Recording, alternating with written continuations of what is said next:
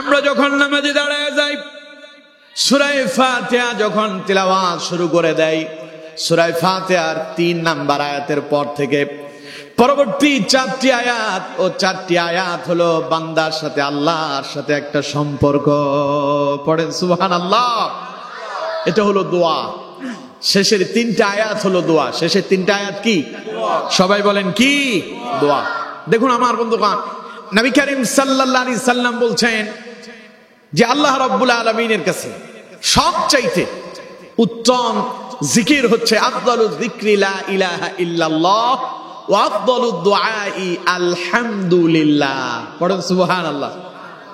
আল্লাহর কাছে সবচাইতে উত্তম জিকির হলো লা ইলাহা ইল্লাল্লাহ, আর সবচাইতে শ্রেষ্ঠ দোয়া হলো আলহামদুলিল্লাহ, অর্থাৎ সূরা ফাতিহা। সূরা ফাতিহাটা হলো শ্রেষ্ঠতম দোয়া। সেই সূরা ফাতিহার ভেতরে নামাজে দাঁড়ায় আমরা দোয়া শুরু করে দেই। আমরা নামাজের ভেতরে বলি ইহদিনাস সিরাতাল মুস্তাকিম সিরাতাল্লাযীনা আন'আমতা আলাইহিম গায়রিল মাগদুবি আলাইহিম ওয়ালাদ-দাল্লিন।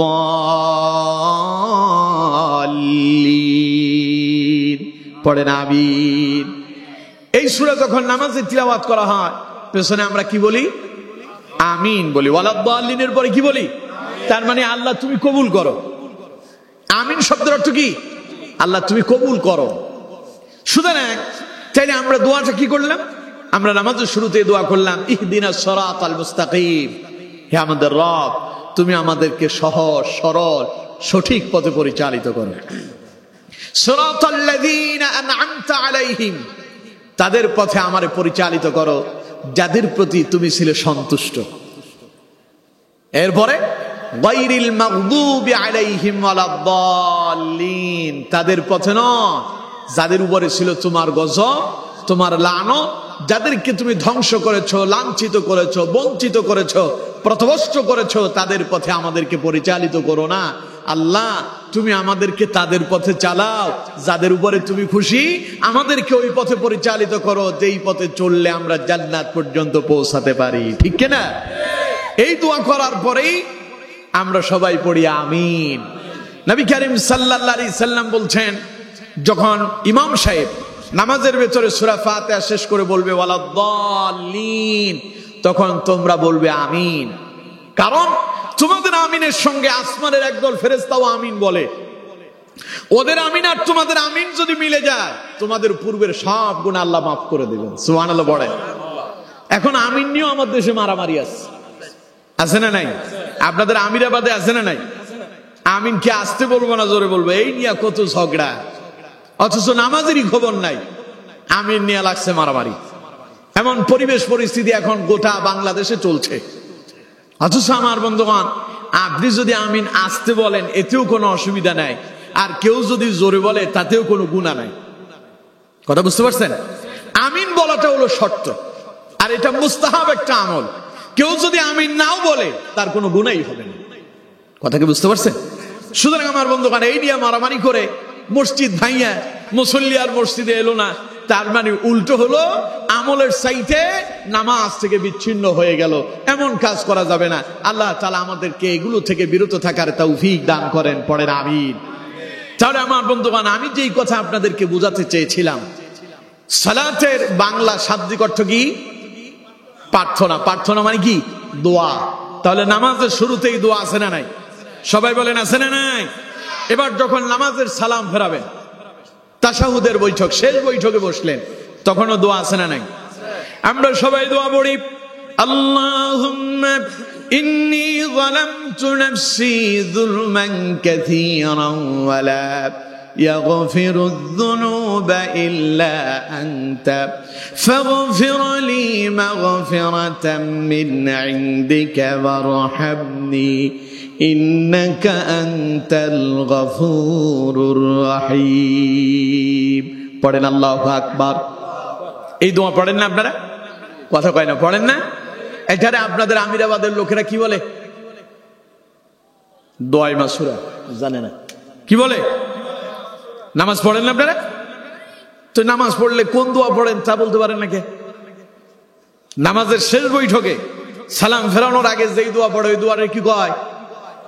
দোয়ায়ে মাসুরা। সেখানে কি বলেছেন?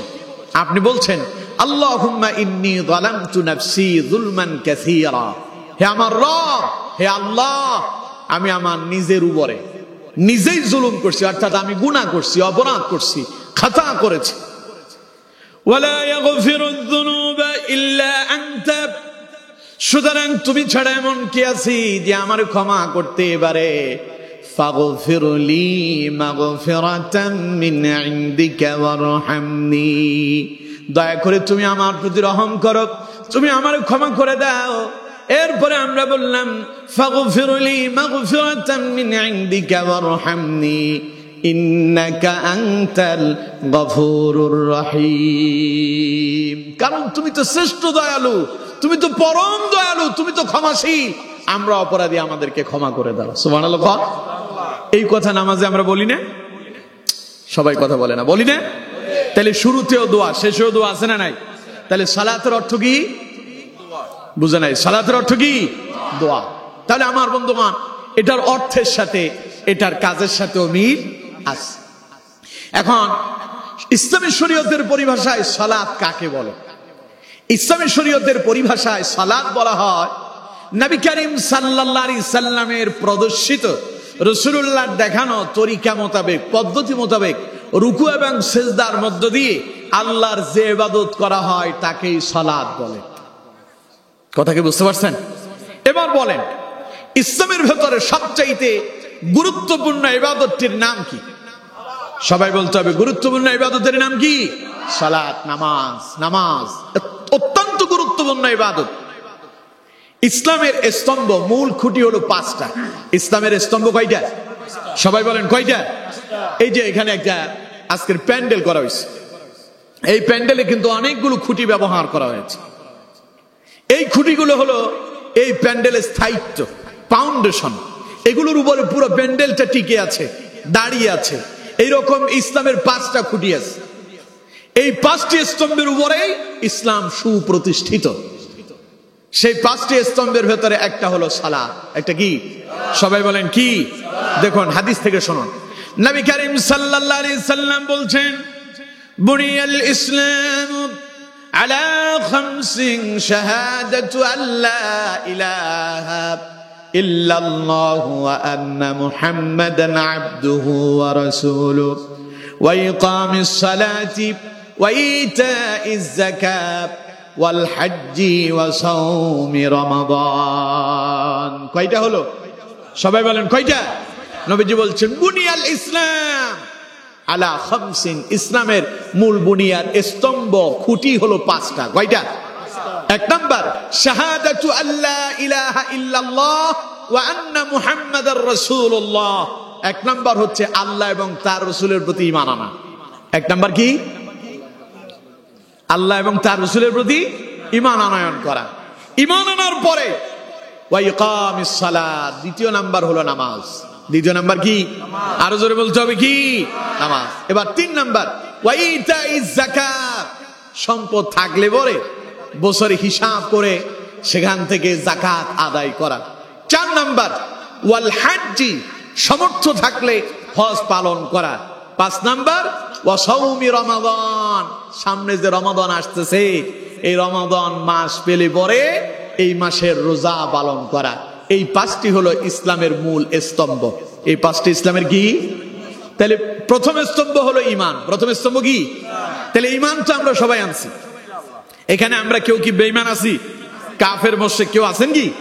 আমরা সবাই কি? ঈমানদার। ঈমান আনার পরে ইসলামের প্রথম নাম্বার রুকন, ফরজ ইবাদত হলো ওয়া ইকামিস সালাহ, নামাজ কায়েম করা। কি কায়েম করা? সবাই বলতে হবে কি কায়েম করা? নামাজ কায়েম করা। একটা লোক ঈমান আনলো ফজরের পরে, এখন ফজরের আগ পর্যন্ত যদি জিহাদের জোহরের আগ পর্যন্ত যদি জিহাদের ডাক না আসে, তাহলে তার উপরে সামনে যে ফরজটা দাঁড়িয়ে আছে ওর নাম নামাজ। ওর নাম কি? সবাই বলতে হবে এর নাম কি? নামাজ। তাহলে ঈমানের পরে গুরুত্বপূর্ণ ইবাদতের নাম সবাই বলতে হবে গুরুত্বপূর্ণ ইবাদতের নাম নামাজ। নামাজ ছাড়া আপনার গোটা জীবনটাই অচল। যার কাছে নামাজ নাই তার কাছে ঈমান নাই।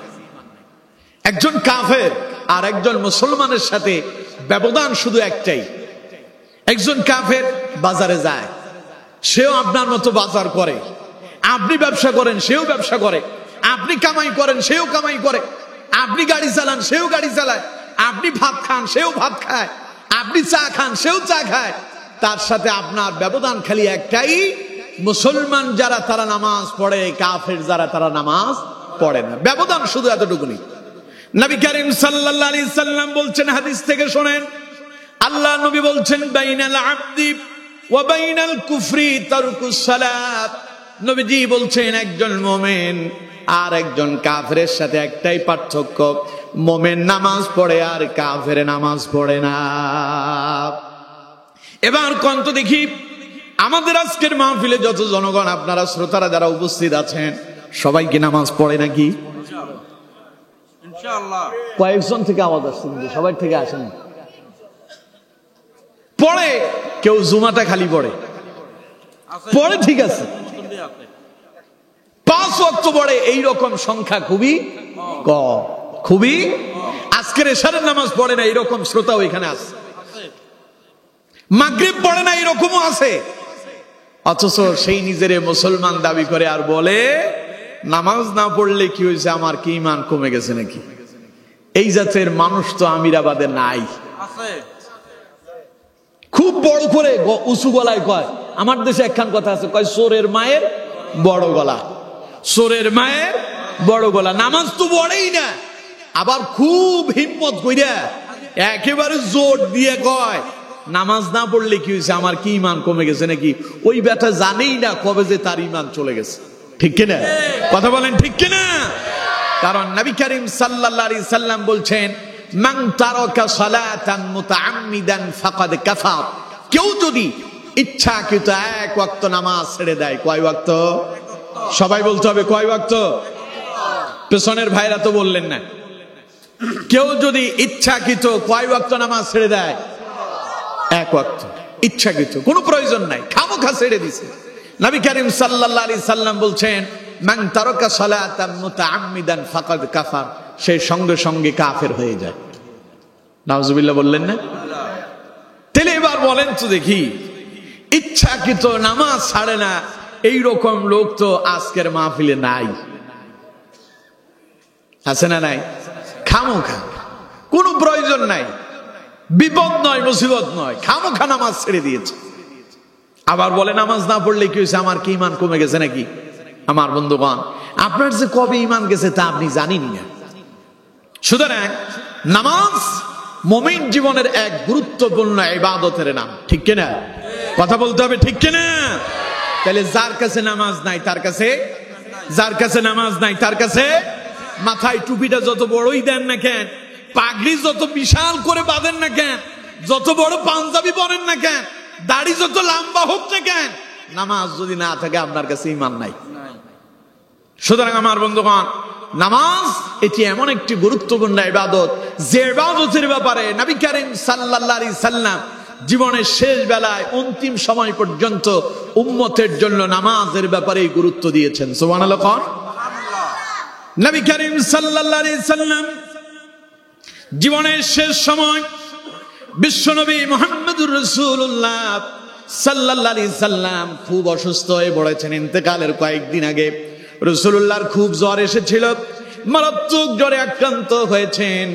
এমন জ্বর, কাঁপুনি দিয়া মাঝে মাঝে রাসূলুল্লাহ বেহুশ হয়ে যান, আবার মাঝে মধ্যে হুঁশে ফিরে আসেন। এমন মারাত্মক জ্বরে আক্রান্ত নবীজি, কখনো বেহুশ আবার কখনো হুঁশ, এইভাবে রাসূলুল্লাহর সময় অতিবাহিত হচ্ছে। নবী করিম সাল্লাল্লাহু আলাইহি সাল্লাম এমত অবস্থায় জিজ্ঞাসা করলেন, এখন কিসের সময়? মা আয়েশা সিদ্দিকা রাদিয়াল্লাহু তাআলা আনহা বললেন, ইয়া রাসূলুল্লাহ, এখন তো নামাজের সময়।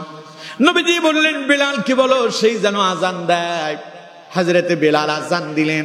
নবী করিম সাল্লাল্লাহু আলাইহি সাল্লাম বললেন, আয়েশা রে, আমারে ধরো, আমি নামাজ আদায় করব, আমারে দ্রুত পবিত্র করিয়ে দাও, আমার ওযু করায় দাও, আমি মসজিদে যাব, আমারে মসজিদে যাওয়ার জন্য তৈরি করে দাও।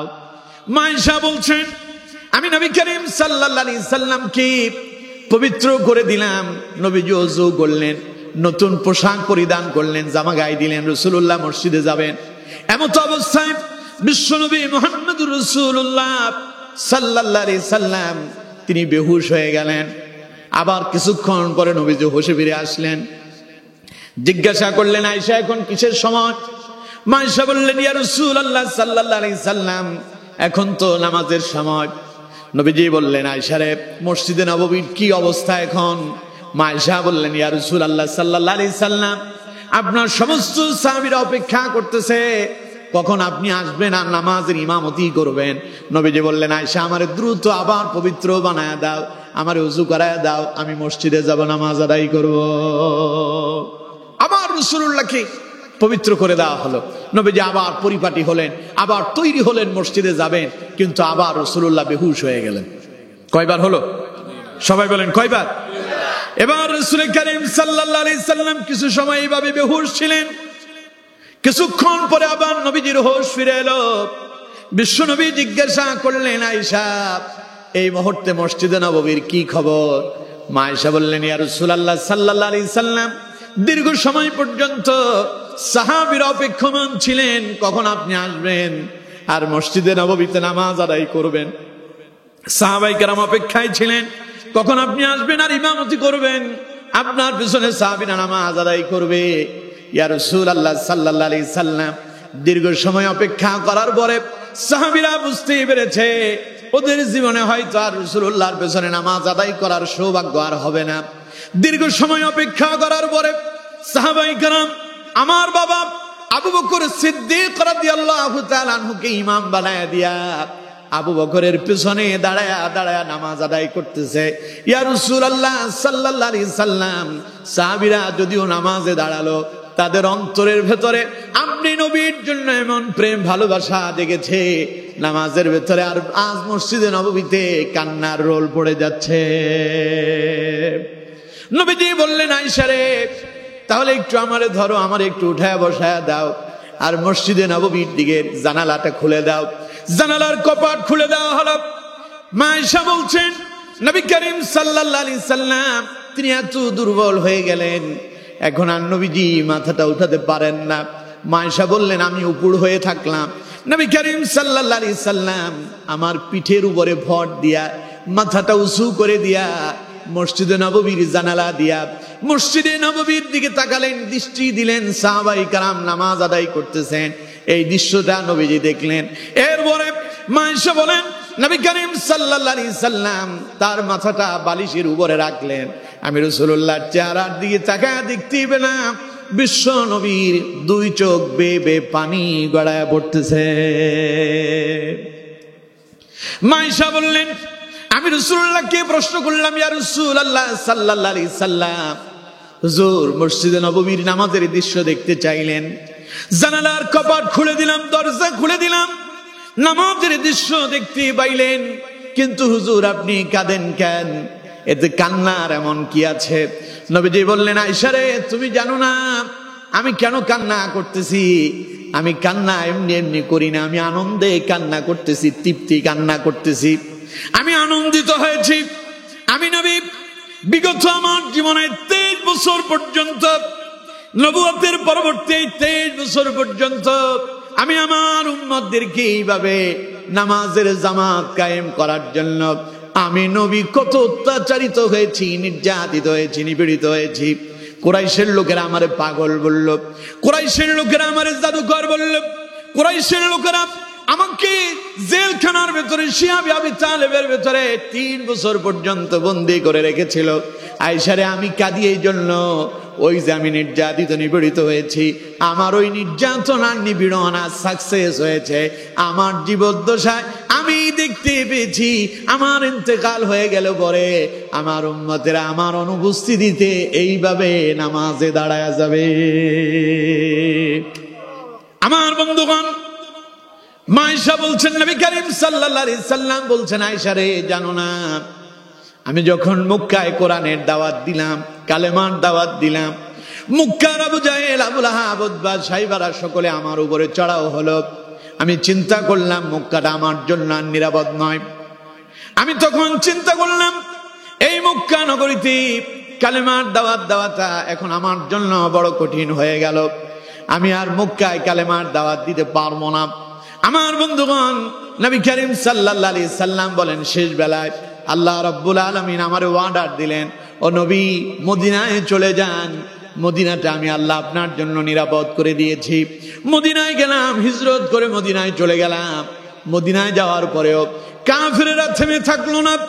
বদরের যুদ্ধ সংগঠিত হলো, উহুদের যুদ্ধ সংগঠিত হলো। উহুদের ময়দানে কাফেরেরা আমার উপরে এমন ভাবে চড়াও হয়েছে, আমার মাথার উপরে লোহার হেলমেট ভেঙে গিয়া মাথাটা ক্ষতবিক্ষত হয়ে গেল। আমার দান্দান মোবারক শহীদ হয়ে গেল, রক্ত আমার শরীর থেকে ঝরে পড়তে লাগলো। তাইফের ময়দানে আমি কত রক্তাক্ত হয়েছিলাম। কাফেররা আমার উপরে কি অমানবিক নির্যাতন করেছে, একবার দুইবার নয়, তিনবার আমারে পাথর মেরে আমারে বেহুশ বানায় দেওয়া হয়েছিল। নবী করিম সাল্লাল্লাহু আলাইহি সাল্লাম বলছেন, আয়েশা রে, আমার ওই দিনের কষ্ট, তাইফের সেই পাথরের আঘাত, আমার ওই উহুদের প্রান্তরে দান্দান মোবারক শহীদ করে দেওয়া, আমার নিজের জন্মভূমি ত্যাগ করে মদিনায় হিজরত করার পেছনে উদ্দেশ্য একটাই ছিল, আমি নবী চেয়েছিলাম আমি জমিনে আল্লাহর এই জমিনের ভেতরে নামাজটারে প্রতিষ্ঠা করব। আজ আমার সার্থকতা এসেছে, আমার জীবনের শেষ সময় আমি দেখতে পাচ্ছি আমার অনুপস্থিতিতেও আমার উম্মতেরা নামাজ আদায় করবে। সুবহানাল্লাহ। আমরা সেই নবীর উম্মত, নবী আমাদেরকে নিয়ে আশাবাদী, যে আমি দেখে খুব আনন্দিত হলাম আমার অবর্তমানে আমি যখন পৃথিবীতে থাকবো না আমার উম্মতেরা নামাজ পড়বে। আর এখন আমরা দেখি নবীর উম্মতেরা জুমার দিনে মসজিদ 4 তলা বিল্ডিং করে রাখছে, জুমার দিনের 4 তলায় জায়গা হয় না, কিন্তু একই মসজিদে ফজরের নামাজের এক কাতার মুসল্লি পাওয়া যায় না। তাহলে এবার বলেন, আমরা কি রাসূলুল্লাহর সন্তুষ্টি অর্জন করতে পারছি? কথা বলেন, সন্তুষ্টি অর্জন করতে পারছি? আমরা তো রাসূলুল্লাহর আশার বিপরীতে যাচ্ছি। আবার আমরা নিজেরা আশিকে রাসূল দাবি করতেছি। জান্নাত মনে হয় এত সোজা? জান্নাত এত সোজা? জান্নাত পাওয়ার জন্য রাসূলুল্লাহর আদর্শের অনুসরণের দরকার আছে না নাই? সবাই বলতে হবে, আছে না নাই? তাহলে নবী আমাদের জন্য নামাজের ব্যাপারে আশাবাদী, আর আমরা সেই নবীর বিরুদ্ধে আচরণ করছি। নবী নামাজের জন্য মক্কার লোকদের কাছে মন্দ কথা শুনলেন। কাফেরেরা রাসূলুল্লাহর পাগল বলল, নবীকে কাফেরেরা জাদুকর বলল, রাসূলুল্লাহকে কাফেরেরা মিথ্যাবাদী বলল। এরপর রাসূলুল্লাহকে শিহাবে আবু তালিবের ভিতরে 3 থেকে 3.5 বছর পর্যন্ত বন্দী করে রাখলো। এরপরে নবী করিম সাল্লাল্লাহু আলাইহি সাল্লাম মক্কা ছেড়ে মদিনায় পর্যন্ত হিজরত করলেন। এরপরে নবী করিম সাল্লাল্লাহু আলাইহি সাল্লাম উহুদের প্রান্তরে দান্দান মোবারক শহীদ করলেন, রক্তে রঞ্জিত হয়ে গেলেন। নবীজি তাইফের প্রান্তরে পাথরের আঘাত সহ্য করেছেন একটা মাত্র কারণ, তা উম্মতের জন্য নামাজ প্রতিষ্ঠা করা, ঠিক কিনা?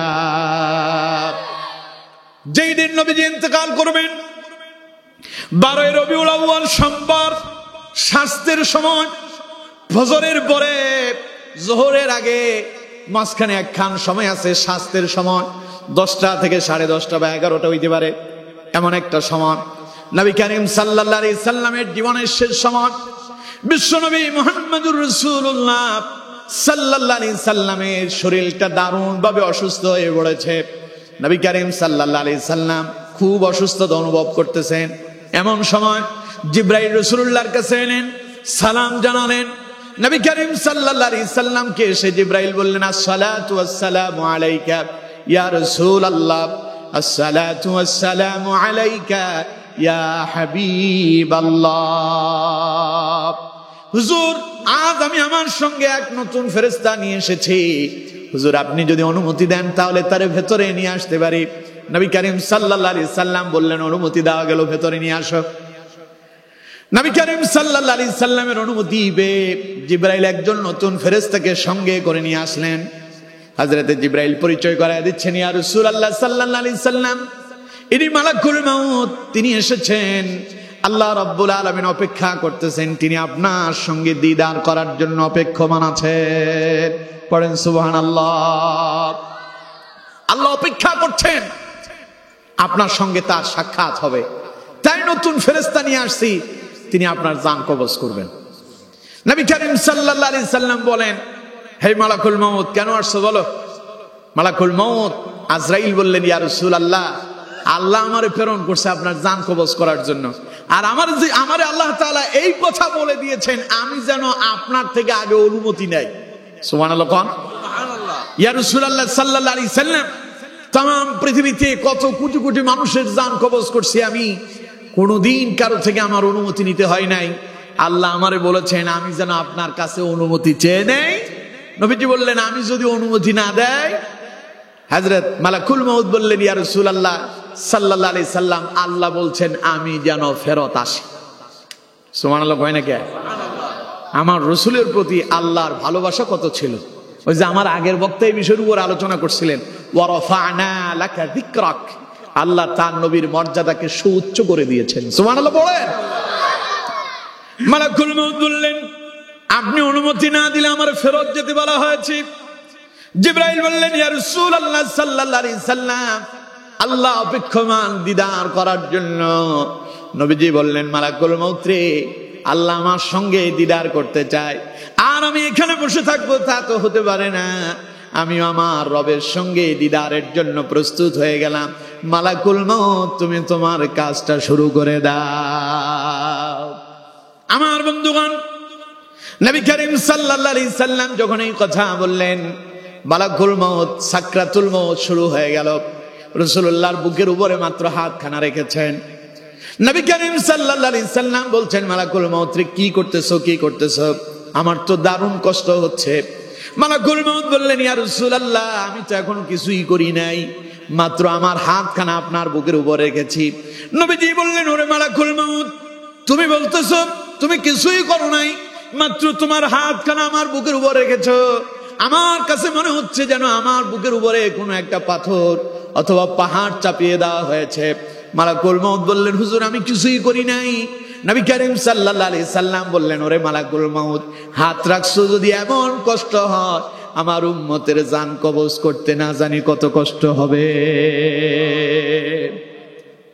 নবীজি বললেন, জিবরাইল, আমার আল্লাহর কাছে যাও, তাড়াতাড়ি আল্লাহকে গিয়ে বলো তিনি যেন আমার সকল উম্মতের মৃত্যুর যন্ত্রণাটা আমার উপরে চাপায়া দেয়। সুবহানাল্লাহ কোন? নবী করিম সাল্লাল্লাহু আলাইহি সাল্লাম ছিলেন উম্মতের দরদি, নবীজি ছিলেন উম্মতের কান্ডারি। নবী করিম সাল্লাল্লাহু আলাইহি সাল্লাম উম্মতের ব্যথায় ছিলেন ব্যথিত, ঠিক কি না? আমার বন্ধুগণ, সেই নবী করিম সাল্লাল্লাহু আলাইহি সাল্লাম যখন বললেন, জিবরাইল যাও আল্লাহর কাছে গিয়ে এই সংবাদ পৌঁছাও, আল্লাহরে বলো তিনি যেন আমার সকল উম্মতের মৃত্যুর যন্ত্রণাটা আমার বুকের উপরে চাপায়া দেয়, আর আমার উম্মতদেরকে মৃত্যুর যন্ত্রণা থেকে আল্লাহ যেন আসান করে দেয়। জিবরাইল খবর নিয়ে এলেন, ইয়া রাসূলুল্লাহ সাল্লাল্লাহু আলাইহি সাল্লাম, হুজুর আল্লাহ রাব্বুল আলামিন আপনার জন্য সংবাদ দিয়েছেন, আপনার ওই উম্মতদেরকে আল্লাহ পাক মৃত্যুর যন্ত্রণা থেকে মুক্তি দিয়ে দেবেন। আপনার যে সকল উম্মতেরা দৈনিক 5 ওয়াক্ত নামাজ কায়েম করতে পারবে, ওদের মৃত্যু হবে সাকরাতুল মউত তাদের হবে, কিন্তু নামাজের কারণে আল্লাহ রাব্বুল আলামিন তাদের মৃত্যুর যন্ত্রণা থেকে মুক্তি দান করে দেবে। সুবহানাল্লাহ কয় না কে? নবী করিম সাল্লাল্লাহু আলাইহি সাল্লাম উম্মতের জন্য মৃত্যুর সময় কান্দে, আল্লাহ আমার উম্মতের মৃত্যুর যন্ত্রণা আমার উপর চাপায়া দাও, আমার উম্মতের নাজাত দাও।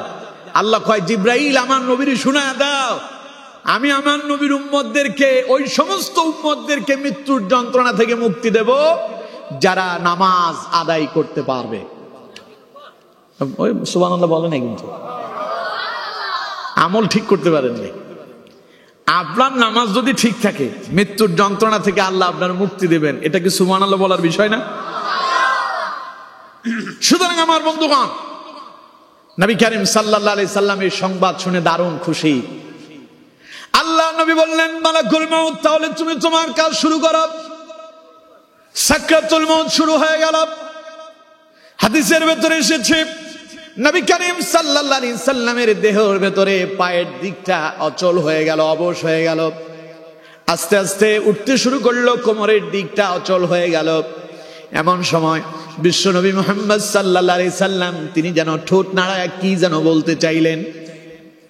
হযরত আলী রাদিয়াল্লাহু তাআলা আনহু নবী করিম সাল্লাল্লাহু আলাইহি সাল্লামের মুখের সামনে নিজের কানটা নিয়ে খাড়া করা দিলেন। নবীজি কি বলতে চান? হযরত আলী কান খাড়া করে দিয়া শুনতে পেলেন নবীজি বলছেন আসসালাত আসসালাত আসসালাত ওয়া মা মালাকাত আইমানুকুম। হযরত আলী বলেন, নবীজি বললেন আমার উম্মতেরা নামাজ নামাজ নামাজ পড়েন আল্লাহু আকবার। নবী বলেন নাই আমার উম্মতেরা, বলেন নাই ফাতেমা তোমার জন্যই রেখে যাচ্ছি, আলী তোমার জন্যই রেখে গেলাম, তোমাদের জন্য এই রেখে গেলাম, এগুলো কিছুই বলেন নাই। নবীজি বললেন উম্মতেরা নামাজ নামাজ নামাজ। যদি মৃত্যুর যন্ত্রণা থেকে যদি মুক্তি পেতে চাও, কবরের আযাব থেকে যদি নাজাত পেতে চাও, অন্ধকার কবরটারে যদি আলোকিত বানাতে চাও, নামাজের বিকল্প নাই। আমার উম্মত নামাজ নামাজ নামাজ। নামাজের দরকার আছে না নাই? আরো জোরে বলেন আছে না নাই? নবী করিম সাল্লাল্লাহু আলাইহি সাল্লাম বলছেন as-salatu নূরুন। কবরে খুব আলো বাতি আছে নাকি? নাই। এখন যদি মরে যান, এই মুহূর্তে মরে গেলেন আর কি, এখান থেকে আপনারে বাড়িতে নিয়ে খাটের উপরে পালঙের উপরে খুব সুন্দর করে শোয়া রাখবে, কথা কয় না, খুব সুন্দর করে শোয়া রাখবে, কম্বল টম্বল মুড়ি দিয়া বলবে যে আরামের ঘুম পাড়ো, বলবে নাকি? খাটের উপরে মরলেন, দামি খাট, বক্স খাট, আপনার কেনা, আপনার পয়সা দিয়া কেনা খাট। মরার সঙ্গে সঙ্গে আপন জনেরা বলবে তাড়াতাড়ি খাট থেকে নামাও। খাট থেকে নামায় দেওয়া হবে, একটা পাটি বিছায়া সেই পাটিতে আপনার শোয়া দেওয়া হবে। না কোনো খাতা থাকবে, না কোনো কম্বল থাকবে, না কোনো আরামদায়ক কোনো বস্তু থাকবে, না মাথার নিচে কোনো বালিশ দেওয়া হবে। আমার বন্ধুগণ, এরপরে সকলে অপেক্ষায় থাকবে কত দ্রুততার সঙ্গে আপনাকে মাটির ভেতরে নিয়ে যাওয়া যায়, কত দ্রুত আপনাকে কবরস্থ করা যাবে, কত দ্রুত অন্ধকার কবরের ভেতরে আপনাকে রেখে আসা হবে।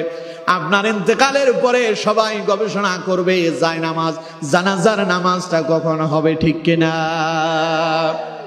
ছেলে তাড়াতাড়ি মসজিদের ইমাম সাহেবের কাছে কল দেবে, মাওলানা সাহেব আমার আব্বা ইন্তেকাল করছে, পরিবারের পক্ষ থেকে সিদ্ধান্ত নেওয়া হয়েছে আগামীকাল সকাল 9টা জানাজা হবে, আপনি দ্রুত একটু মাইকে এলান করে দেন, ঠিক কিনা? তার মানে আপনাকে কত দ্রুত মাটির নিচে নিয়ে যাওয়া যাবে, কত দ্রুত আপনারে কবরে রেখে আসা হবে। অন্ধকার কবরে কত দ্রুত আপনাকে একা একই রেখে আসা যায়, ওই প্রতিযোগিতা দুনিয়ায় শুরু হয়ে যাবে।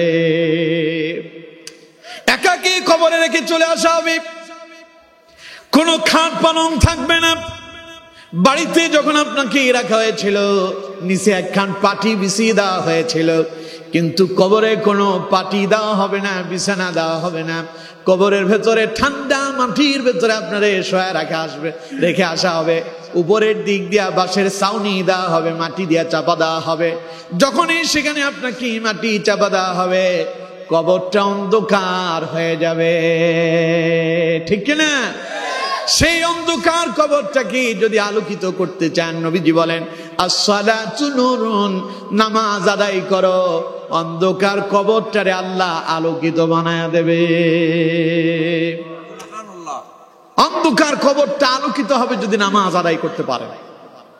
আমার বন্ধুগণ, শুধু তাই নয়, কিয়ামতের কঠিন ময়দানে যেই দিন আল্লাহ রাব্বুল আলামিন সমস্ত মানুষদেরকে একসঙ্গে দাঁড় করাবেন, আল্লাহ পাক বলবেন ইয়াউমা ইযি ইয়াত্তাবিউনা আদ-দাঈয়া লা ইওয়াজা লাহু ওয়া খাশাআতিল আসওয়াতু লির-রাহমানি ফালা তাসমাউ ইল্লা হামসা।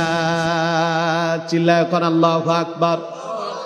আল্লাহ রাব্বুল আলামিন বলছেন কিয়ামতের দিন সমস্ত মানুষদেরকে ডাকা হবে, ইয়াউমা ইযি ইয়াত্তাবিউনা আদ-দাঈয়া লা ইওয়াজা লাহু। সমস্ত মানুষেরা সেই দিন আল্লাহর ডাকে সাড়া দেবে। সব মানুষগুলো কবর থেকে বেরিয়ে আসবে, পিপিলিকা যেমন গর্ত থেকে বেরিয়ে আসে, মানুষেরা এইভাবে কবর থেকে বেরিয়ে আসবে। আল্লাহ পাক বলছেন ওয়া খাশাআতিল আসওয়াতু লির-রাহমানি ফালা তাসমাউ ইল্লা হামসা। সেই দিন সমস্ত মানুষ যখন মাটি থেকে বেরিয়ে আসবে, আল্লাহর ভয়ে সমস্ত মানুষের মুখের আওয়াজ বন্ধ হয়ে যাবে। ফালা তাসমাউ ইল্লা হামসা। আল্লাহ বলেন, নবী, সেই দিন মানুষের পায়ের হাঁটার মৃদু গুঞ্জন ছাড়া, মানুষ যে চলতেছে পায়ের শব্দ ছাড়া আর কোনো শব্দ শোনা যাবে? জোরে বলেন, যাবে? সে কিয়ামতের ময়দানে যখন উঠবেন, প্রথম প্রশ্নই হবে আউয়ালু মা ইউহাসাবু বিহিল আবদু ইয়াউমাল কিয়ামাতিস সালাহ। কিয়ামতের ময়দানে প্রথম প্রশ্ন হবে, নামাজ কায়েম করছো নাকি? সুতরাং আমার বন্ধুগণ, দুনিয়ায় যদি নামাজ কায়েম করতে পারেন, কিয়ামতের ময়দানে প্রথম প্রশ্নটা যিনি সহজ করে দেবেন তিনি কে? আল্লাহ। আরো জোরে বলতে হবে, তিনি কে? আর যদি করতে না পারেন, কিয়ামতের ময়দানে একেবারে কাঠের মতো সোজা হয়ে দাঁড়িয়ে থাকতে হবে, না এইদিকে নাড়াচাড়া করতে পারবেন, না ওইদিকে নাড়াচাড়া করতে পারবেন। সুতরাং আমার বন্ধুগণ, নবী করিম সাল্লাল্লাহু আলাইহি সাল্লাম আমাদেরকে সতর্ক করেছেন, বান্দারা, আল্লাহর গোলামেরা, আমার উম্মতেরা, পরকালে যদি মুক্তি পেতে চাও, কবরে যদি নাজাত পেতে চাও, নামাজ ছেড়ে দিও না, নামাজটারে ধরো, জীবনটা কল্যাণময় হবে। ঠিক কিনা? সুতরাং আমার বন্ধুগণ, নামাজ আমাদের প্রত্যেকের আদায় করার দরকার আছে না নাই? আরো জোরে বলতে হবে, আছে না নাই? আমার বন্ধুগণ, আল্লাহর কাছে দুনিয়াতে মানুষ যত আমল করে, এই আমলগুলোর ভেতরে শ্রেষ্ঠ পছন্দনীয় আল্লাহর কাছে আমলটার নাম হচ্ছে নামাজ। সবচাইতে যে আমলটা আল্লাহ তাআলা বেশি পছন্দ করে, আমার বন্ধুগণ, হযরত আব্দুল্লাহ ইবনে মাসউদ রাদিয়াল্লাহু তাআলা আনহু বলছেন, আমি নবীজিকে প্রশ্ন করলাম, সাআলতুন নবী সাল্লাল্লাহু আলাইহি ওয়াসাল্লাম ক্বালা আইয়ুল আমালি আহাব্বু ইলাল্লাহ। আমি প্রশ্ন করলাম, ইয়া রাসূলুল্লাহ সাল্লাল্লাহু আলাইহি সাল্লাম, আল্লাহর কাছে বান্দার আমলের ভেতরে সবচাইতে উত্তম পছন্দনীয় আমল কোনটি? নবী করিম সাল্লাল্লাহু আলাইহি সাল্লাম বলছেন, আস-সালাতু আলা ওয়াক্তিহা। চিল্লাও খান আল্লাহু আকবার। নবীজি বলছেন, আল্লাহর কাছে সবচাইতে উত্তম পছন্দনীয় আমলের নাম হলো সময় মতো নামাজ আদায় করা। সময় মতো কি করা? সবাই বলতে হবে, সময় মতো কি করা? কোরআনুল কারীমে আল্লাহ পাক বলছেন, ইন্নাস সালাতা কানাত আলাল মুমিনিনা কিতাবাম মাওকুতা। নিশ্চয়ই, নিঃসন্দেহে, অবশ্যই সমস্ত মুমিনের দায়িত্ব এবং কর্তব্য হলো তারা সময় মতো নামাজ আদায় করবে। কিন্তু আমার বন্ধুগণ, এই সময় মতো নামাজ আমরা সকলে আদায় করতে পারি? সবাই বলতে হবে, আমরা সবাই আদায় করতে পারি? আমরা তা করতে পারি না। আমার দেশে যারা নামাজ পড়ে, সবাই তো নামাজ পড়ে না, যদিও নামে সবাই মুসলমান, কিন্তু কামে অনেকগুলোর ভেতরে শয়তান। ঠিক কিনা? নামে মুসলমান ঠিক আছে, কাজে কি শয়তানের কোনো অংশই কম নাই। সিনেমা দেখতে পারে, গান বাজনা শুনতে পারে, অশ্লীলতা করতে পারে, বেহায়াপনায় যেতে পারে, নির্লজ্জতা করতে পারে, দুনিয়ার যত খারাপ কাজ আছে সব করতে পারে, খালি এক কাম করতে পারে না, ওর নাম নামাজ। নামাজের কথা বললে কারো প্যান্ট খারাপ, কারো শরীর খারাপ, কারো বা আরো কত কিছু খারাপ, আছে না নাই? আরো জোরে বলতে হবে, আছে না নাই? অধিকাংশই দেখবেন নামাজের কথা বললেই বলবে যে আমার প্যান্টে সমস্যা আছে। আমি আপনাদেরকে প্রশ্ন করি, প্যান্টে সমস্যা মানেটা কি? মানে প্যান্টে প্রস্রাব লাগছে, ঠিক কিনা? কথা কয় না, ঠিক কিনা? আচ্ছা কোন তো প্যান্টের ভেতরে, পায়জামার ভেতরে প্রস্রাব করে কারা? ছোট্ট শিশু যারা, তারা না? কথা বলেন, তারা না? তো এখন তুমি কি আর ছোট শিশু আছো? ছোট্ট শিশুটা পায়জামার ভেতরে, প্যান্টের ভেতরে ও প্রস্রাব করে দেয়, কারণ ওর কোনো লাইন গার্ড ঠিক নাই, কোন দিকে যায় সেই জানিই না, এই জন্য সেই তার প্যান্টের ভেতরে প্রস্রাব করে দেয়, এই জন্য মা তারটা পরিষ্কার করে দেয়। তুমি এত বড়, আমাদের ফেনীর ভাষা কয় হাঁড়া, আপনাদের এখানকার ভাষা কি কয়? হাঁড়া, ঠিকই আছে। তুমি এত বড় ফাঁথার ফাঁথা, এই পাঠা হওয়ার পরেও এখনো তোমার লুঙ্গি, তোমার পায়জামা, তোমার প্যান্টের ভেতরে প্রস্রাব লাগে, তার মানে তুমি তো বড় খবিসের খবিস। কথা কয় না? তুমি তো খবিস। তুমি নিজের প্যান্টে নিজে পেশাব করো, তুমি নিজের প্যান্টে নিজে পেশাব করে দিয়া প্যান্ট নষ্ট করছো, আবার অজুহাত দাও আমি এখন নামাজ পড়তে পারবো না, প্যান্ট আমার খারাপ। এই কথা বলে যারা কপাল খারাপ হলো তাদের, ঠিক কিনা? কোন মুসলমান এমন কথা বলতে পারে না। নামাজের সাথে কোনো অজুহাত চলে? জোরে বলেন, নামাজের সাথে কোনো অজুহাত চলে? ওই যে ছোট্ট একটা বাচ্চা একটা গান বলছিল, নামাজকে বলো না কাজ আছে, কাজকে বলো আমার নামাজ আছে। নামাজের সঙ্গে কোনো অজুহাত চলবে না। নামাজ এটা আল্লাহর পক্ষ থেকে ফরজ, এটা পড়তেই হবে, এটা পড়া বাধ্যতামূলক। এটা না পড়লে কিয়ামতের ময়দানে আযাবের সম্মুখীন হওয়া লাগে, ঠিক কিনা? সুতরাং আমার বন্ধুগণ, নবী করিম সাল্লাল্লাহু আলাইহি ওয়াসাল্লাম বলছেন আল্লাহর কাছে প্রিয় আমল, পছন্দনীয় আমলের নাম নামাজ। আর আল্লাহ বলছেন ইন্নাস সালাতা কানাত আলাল মুমিনিনা কিতাবাম মাওকুতা, অবশ্যই সকল মুমিনের দায়িত্ব এবং কর্তব্য হলো সময় মতো নামাজ আদায় করা। এখন সময় মতো নামাজ আদায় করব কি? আমরা ইচ্ছাকৃতই নামাজ পড়ি না। কথা কয় না? কথা কয় না কে? এখন ঠিক বলতে অসুবিধা আছে, কারণ বলবে যে হুজুর তাইলে তো আমি নিজেই সেই কামেই আছি, কেমনে বলি? প্রিয় বন্ধুগণ, তাহলে আমরা কি নামাজ ছেড়ে দেব? সবাই কথা বলতে হবে, আমরা কি নামাজ ছেড়ে দেব? আবার আমার দেশে তো অধিকাংশ তো নামাজ পড়ে না। যারা পড়ে এদের ভেতরে আবার 3 শ্রেণীর নামাজি আছে। কয় শ্রেণীর নামাজি? এক শ্রেণীর নামাজি হলো নামাজের ভেতরে অত্যন্ত বিনয়ী, অর্থাৎ যারা নামাজ আদায় করে খুশু এবং খুজুর সাথে। কোরআনুল কারীমে এদের নামাজকে আল্লাহ তাআলা সফল নামাজ বলে ঘোষণা দিয়েছেন। সুবহানাল্লাহ। কোরআনুল কারীমে আল্লাহ রাব্বুল আলামিন বলছেন قد أفلح المؤمنون الذين هم في صلاتهم خاشعون। আল্লাহ পাক বলছেন মুমিনদের ভেতরে সফল হয়েছে তারা নামাজের মাঝে বিনয়ী যারা। সুবহানাল্লাহ। বিনয়ীতা বুঝেন? বিনয়ীতা মানে হলো নামাজে যখন দাঁড়ায় তার অন্তর একেবারে নামাজের ভেতরে ঢুকে যায়, তার শরীরের অঙ্গ প্রত্যঙ্গ সব নামাজের জন্য বিনয়ী হয়ে যায়, রুকু এবং সেজদাগুলো সঠিকভাবে আদায় করে, রুকু সেজদায় তাড়াহুড়ো করে না। এমন নামাজ পড়ে যারা সফল নামাজি হলো তারা। সুবহানাল্লাহ। এই নামাজের সংখ্যা আমার দেশে অনেক বেশি। এরকম বিনয়ের সঙ্গে নামাজ আদায় করা মুসল্লির সংখ্যা আমাদের দেশে অনেক বেশি। আমাদের দেশে কিছু মুসল্লি যাও মসজিদে যায়, ইমামের কেরাত যদি লম্বা হয়ে যায় পেছন থেকে মিস কল আসা শুরু হয়ে যায়। মিস কল বুঝেন? মাশাআল্লাহ, এই তো বুঝে ফেলছে। দুনিয়ার যত কাশি আছে সব কাশি মসজিদে গেলে পাওয়া যায়, ঠিক কিনা? আল্লাহ কয় কাশি দিবি, 2 বছর সব কাশি আল্লাহ বন্ধ করে দিছে করোনা কালে। 2 বছর বাংলাদেশে করোনা ছিল, 2 বছর পর্যন্ত মসজিদে না হাসি আসে না কাশি আসে। কেউ ভয়ে হাসিও দেয় না কাশিও দেয় না। আল্লাহ কয় এখন কাশি গেল কই? মসজিদে গেলেই মিসকল শুরু হয়ে যায়। ইমাম সাহেব কেরাত লম্বা করে, একটু লম্বা কেরাত পড়লে ওই পেছন থেকে কাশি দেয়। রুকু আর সেজদায় যখন ইমাম সাহেব পড়ে সুবহানা রাব্বিয়াল আযীম, সুবহানা রাব্বিয়াল আযীম, উনি পড়ে সুবহান রাব্বিয়াল আযীম। ঠিক, ওনারটা কি? সুবহান রাব্বিয়াল আযীম।